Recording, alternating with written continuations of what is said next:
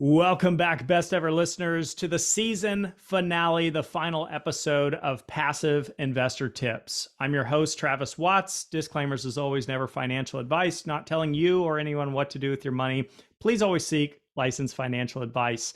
With that top of mind, I figured for this season finale, let's do a little highlight reel, little snippets from the episodes over the last couple years, just to give you a quick rundown about what this series has been all about. So please enjoy the content. It'll be an extra long episode, maybe 15, 20 minutes in length. And if you happen to miss last week's episode, it is official. I'm retiring here from Best Ever. Very grateful and appreciative to have been with you over the years with these two different podcast series, the Actively Passive Investing Show and now Passive Investor Tips. As a final conclusion, I'm going to be releasing the Passive Investor Tips book, which will be out shortly. Any and all support you can provide is truly appreciated. I do not benefit off the book sales or profits. It goes right back into the community. So thank you ahead of time for any support you can provide. So with all of that, thank you so much for being a best ever listener and enjoy the highlight reel. You know, there's a great quote that I love by Roy Bennett, and he said, "Always have a willing hand to help someone. You might be the only one who does." But my way of thinking is if I can help change one person's life through any of these episodes, it's been a worthwhile venture. That's how I treat this entire podcast. I have a secret to share with you. And that secret is the amount of time that's going to be required until you can retire comes down to one primary factor. That primary factor is your savings rate. If you don't save $1, if you don't even save 1% of your pay, then essentially you're never going to retire unless someone else does the heavy lifting for you, whether that be a spouse or a parent or a pension or the government in terms of Social Security and so on. Now, on the flip side, if you somehow could figure out how to save 100% of your money and you really don't need any money to survive or live, then you could effectively retire right now. So the higher your savings rate, the quicker you get the end result. And so it does help to have a high-paying job, obviously, but there's also a huge emphasis on frugality and how to cut costs effectively. The goal is to elevate your life and live the best life that you can live. We as humans are always looking to avoid pain or move towards pleasure. What do you want to do with your time? What is your time worth? All of us want the end result, right? Wouldn't we all love to have just bukus of passive income and be a multimillionaire and be able to retire early and all those things? But it does take a lot of work. And so I applaud you for listening to this show and other podcasts you may listen to further your education, because that's the part that really is active about being a passive investor. You don't just want to take advice from anyone or everyone. Okay, it's common for a lot of people to want to go to their spouse or their parents or friends or colleagues to seek advice because that's most comfortable. You already know and trust these individuals. The problem is, if these individuals haven't actually executed on what it is you want to achieve, then seeking this type of advice can actually set you back. You see, money is just a game once you have more money than you need to fund your lifestyle expenses. Any excess on top of that becomes an opportunity to expand your lifestyle and to serve others. Chasing yield isn't exactly the best strategy. And this took me years and years and years to understand this. There's really two ways that you and I can build wealth. There's exchanging our time for money, or there's investing what money we have to build even more money. Passive income. That looked very different on paper compared to my active income. Number one, it was tax advantaged income as compared to my active source of income. Number two, it didn't require a brutal and demanding schedule like my oil and gas job. And number three, it was a diversified form of income coming from many different sources instead of being solely reliant on one income source, which was my employer. And the more diversification you have, the more likely it is that you can build stable, predictable cash flow and wealth creation long term. When your mind is telling you, I'm done, I'm tapped out, I can't possibly go any further, you're at 40% capacity, meaning you have 60% left in the tank. Worrying about what the Federal Reserve's going to do, what the government's going to do, what policies may or may not pass, what may or may not happen to your investment portfolio is largely out of your control. And it often neglects us from being able to focus on what is in our control. As the saying goes, it's not what you earn, it's what you keep. So in today's episode, I want to cover how to save money while you sleep. Spending consciously, understanding what things really bring true value to you and what material possessions may not be necessary. I've always been the type of person to live below my means, even when I made minimum wage after college. The game of investing is a parallel to the game of golf. If you've ever played a round of golf, then you've probably had some successful shots and some unsuccessful shots.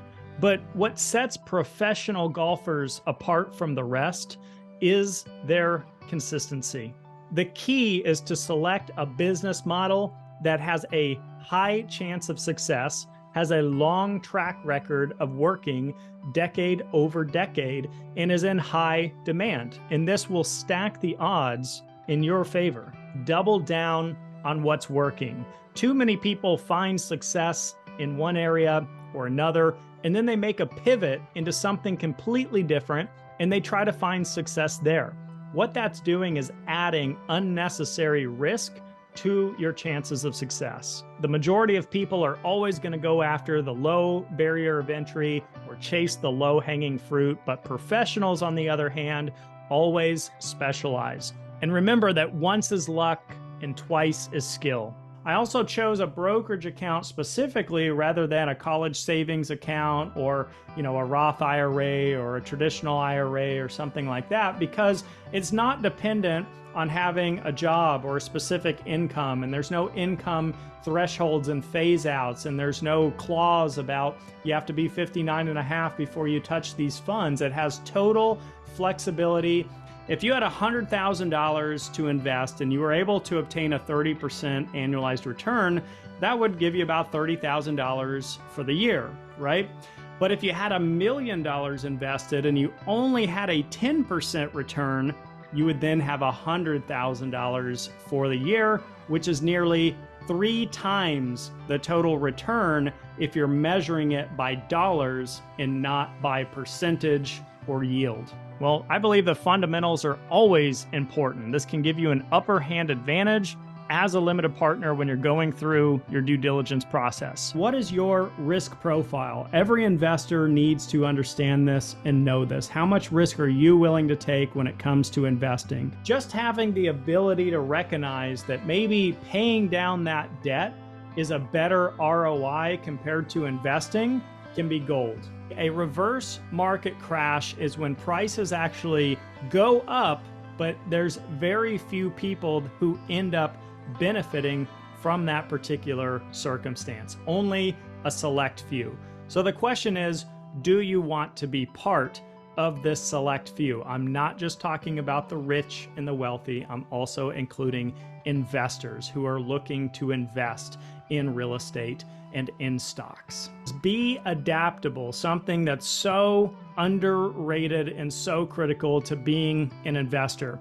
We have to recognize that markets have cycles, okay? And the cycles can be independent of one another. That means while one thing is running up in price, another is falling in price. You got to pay attention to the macroeconomics. Interest rates are going to go up and down. Stocks are going to go up and down. So be prepared to pivot if needed. It's been invaluable to have strategies that can work in an up market, a down market, and a sideways market. Retirement is not an age, it's a number.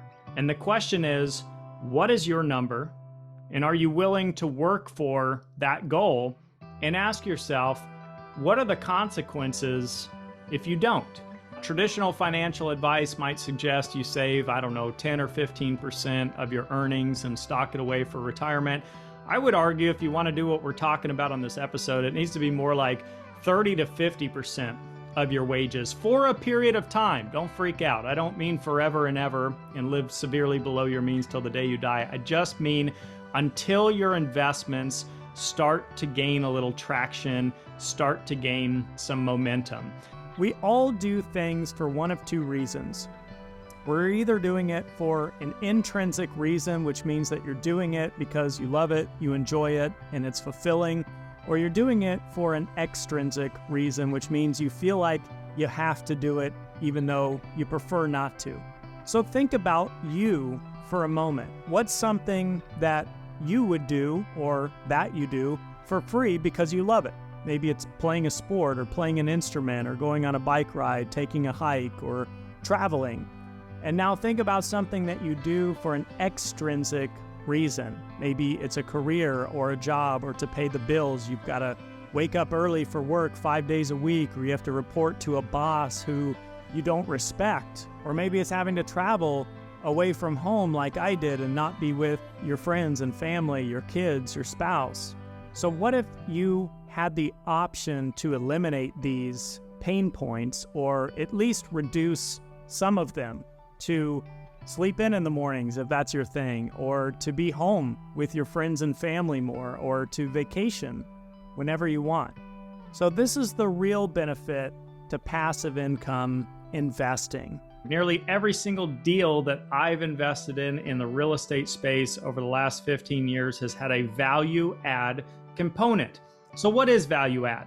In my simple definition, it means I'm buying or investing in something that is older, outdated, maybe it's got some problems, and I'm going to come in and fix those problems. I'm going to turn it around, and in turn, it becomes more valuable or more desirable to the next buyer. So it's simply a way to help maximize the profit along your journey. There's a limit to how much you can save, but your earning potential is unlimited. Never kill the golden goose. Don't sell the golden goose, right?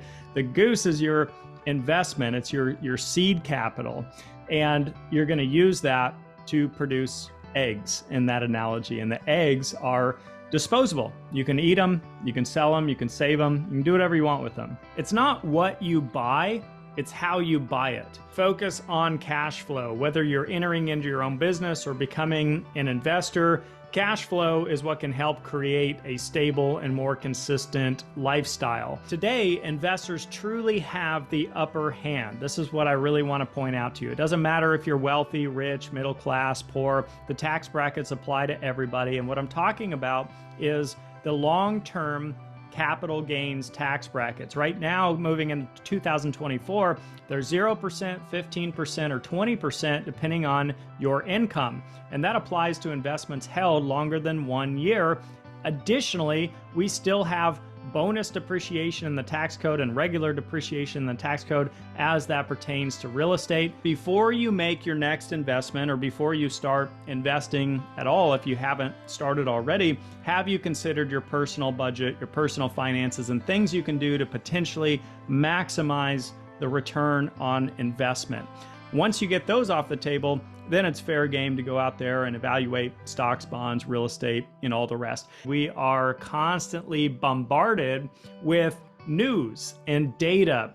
It's really interesting because I had this epiphany about thinking about my own economy, thinking about my own investments, my own circumstances, my own budget, my own spending. And this came when I was on a call with an investor a couple weeks ago. And this investor says to me, I'm hesitant about investing in commercial real estate right now because I just read that this year, multifamily rents are slowly but surely trickling down. And so I thought, well, that's interesting. I'm not going to argue that point. I don't know what source he was citing, but I thought all the deals that I've been investing in this year, our rents are actually going up. And that's because I invest in value add real estate, which means when we buy a property, the rent is already below the market. And so as we renovate and we turn units, we're bringing the rents up to the market. So in his statistic, rents are coming down, let's say 5-6%. In our case, rents are going up by 6, 7, 8%. commercial real estate doesn't have to entail residential, as I just used in my previous example. You have a lot of different asset types within commercial real estate that you can invest in. That could include self-storage, mobile home parks, hospitality, raw land, multifamily, car washes, shopping centers, and so on. The reason that I stick with commercial real estate and intend to long-term and not return back to single family is simply for the hands-off approach. I find it much more scalable and simple to invest in dozens of limited partnership investments or syndications as compared to managing dozens of single-family homes. So my take on it is to use your passive income as your income source, and any equity upside in your deals, meaning you bought a property at this price and you sold it at a profit, or you invested in a syndication and there was some equity on the backside when it sells, that equity upside I use for taxes and inflation and miscellaneous cost. Anytime you're putting your own personal time, effort, and energy into an investment, you should be compensated for that. In other words, you should have a higher overall return, or else why are you working for free? It is worth considering what passive income could do for your investment outcome. You know, if you think about it as we only live once, and you basically were a child for a very short time, then you went to school to learn how to become an employee, and then you held a job up until your 70s, and then you passed away while working. It's not a very inspiring journey, to say the least. And that, my friends, is the point of FIRE. FIRE stands for Financial Independence, Retire Early. It is simply to have more options and to allow you to decide how you want to live your life.